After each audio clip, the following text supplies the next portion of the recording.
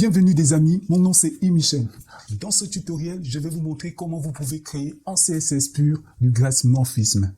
Chaque année, de nouvelles tendances UX et UI naissent et offrent aux designers des nouvelles possibilités d'innovation en matière de user interface. En 2019, on avait le droit au neuromorphisme, désolé si je prononce mal, et tellement ça fait du bruit et ça fait du buzz. Personnellement, j'étais vraiment pas déçu et je me suis dit, parce qu'il fallait plusieurs couches d'ombre pour donner un design trop. Le créateur même du neuromorphisme, c'est-à-dire Michal Malevich, le créateur du neuromorphisme, a écrit sur quelque chose de frais et beau, c'est-à-dire le glassmorphisme. Le glassmorphisme est une nouvelle tendance qui devient de plus en plus populaire sur les services comme Dribbble ou Behance, pour ceux qui regardent un peu le design.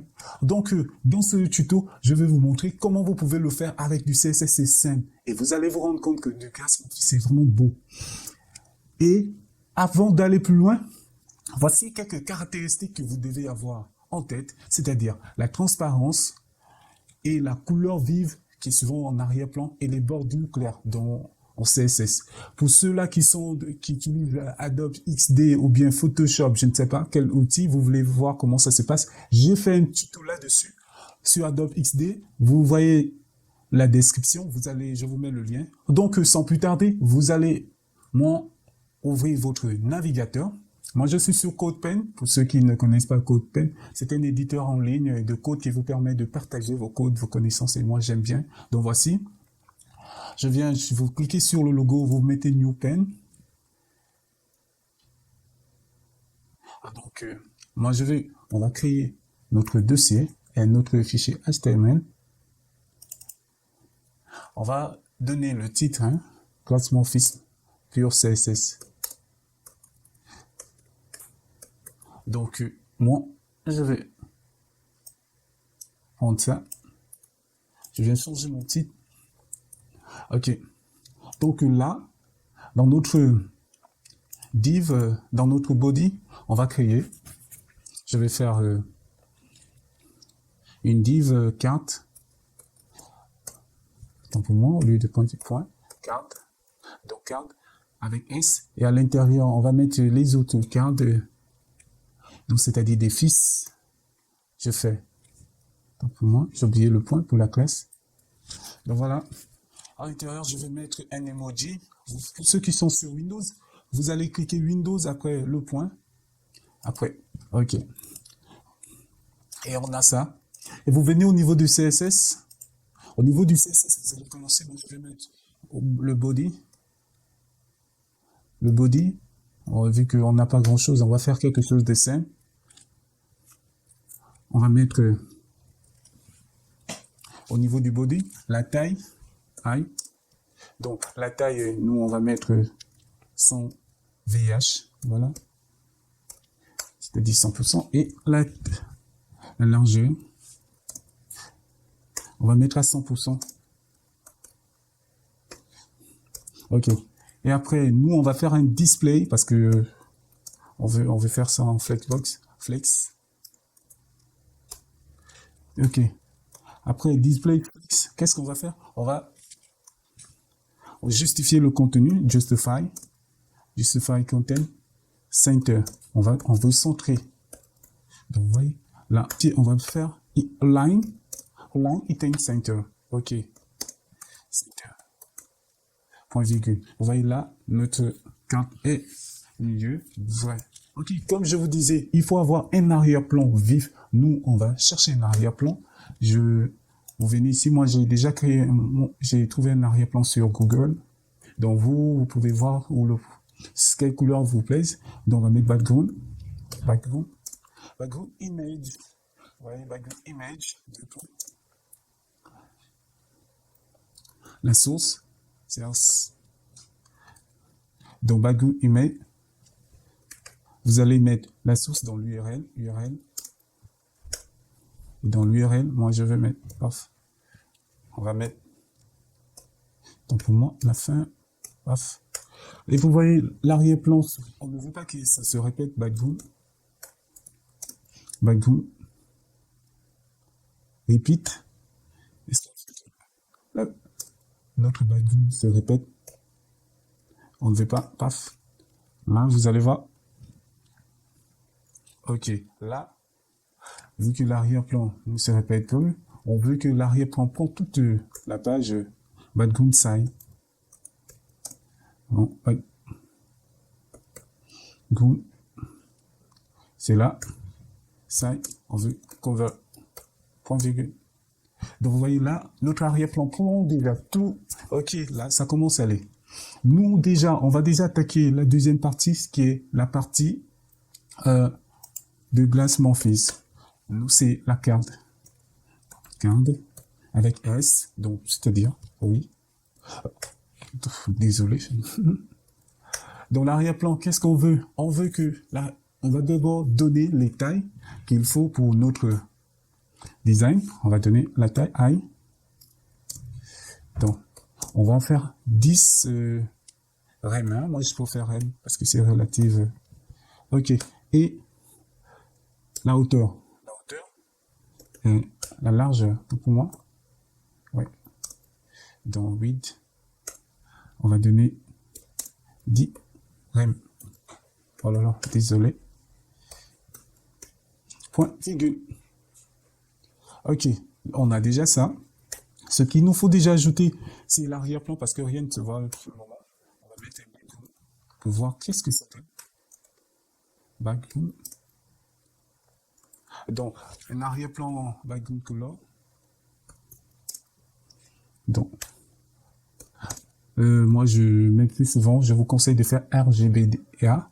Donc, RGBA. Donc, red, green, blue. Et après, A, c'est l'opacité. Vous voyez, on va mettre, c'est du blanc, 255. 255, 255. Oh là là, désolé. 255. 255. Et après, l'opacité. On va mettre l'opacité à, je préfère 0,3, donc 0.3. Après, on met point virgule. Donc, vous voyez, là, on a déjà notre arrière-plan qui est déjà là. Et qu'est-ce qu'on va faire? On va mettre déjà les bordures. Donc, border. OK. Comment seront les bordures? Les bordures en solide, donc solide, et un pixel. Et la couleur du bordure dans les couleurs RG. Là, c'est la couleur de bordure. Nous, on va garder presque la même couleur, mais on va ici. Je vais copier pour essayer d'aller un peu plus vite, pour gagner en temps. Donc là, notre bordure, on va mettre à 4, vu que pour mieux voir. Ok, des amis. Et nous, on va ajouter, pour faire un peu beau, les border radius. Border, radius. Ok. Nous, on va mettre, je pense que 5 rem, c'est mieux. Hein. Si, on va voir. C'est pas bon. Ouais. Donc, 1, c'est mieux. 1 rem.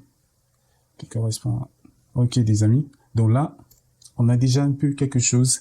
Mais notre effet n'est pas encore là. Et ne vous inquiétez pas. En CSS, il y a une fonctionnalité qui passe déjà dans la plupart des navigateurs. Mais vraiment aussi même Mozilla qui n'accepte pas encore ça.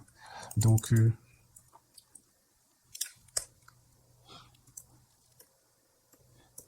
voilà. Cette fonctionnalité qui est backdrop filter. Donc là, il permet de mettre, regardez un peu, là, tout est déjà, si vous essayez de bien zoomer, c'est un peu clair. J'essaie de zoomer pour que vous puissiez mieux voir. Voilà un peu des amis. Là, ça commence à être un peu agréable à voir. Et après, nous, vu qu'on a déjà fait notre effet de flou, qu'est-ce qu'on va faire d'autre? On va essayer de centrer notre contenu. Vous venez, si vous regardez ici, voilà pourquoi j'ai mis card. La place card. Donc là, on va essayer de designer notre card. On va faire un display flex. Ok. Après le display flex, nous on va essayer de centrer justify center. Justify content center. Vous allez voir. Là, il le met au milieu, horizontalement. Et pour, on va essayer de agrandir la taille de notre logo. Donc, font size, notre font size. Ok. Nous, au lieu de 16, on va mettre 2 rem. On va voir qu'est-ce que ça donne. Ouais. Mais je pense que ce sera mieux de agrandir 3. Non. 4 rem. Ok. C'est bien. Comme ça. On va mettre un peu des marges vers le haut. Margin top. Left top.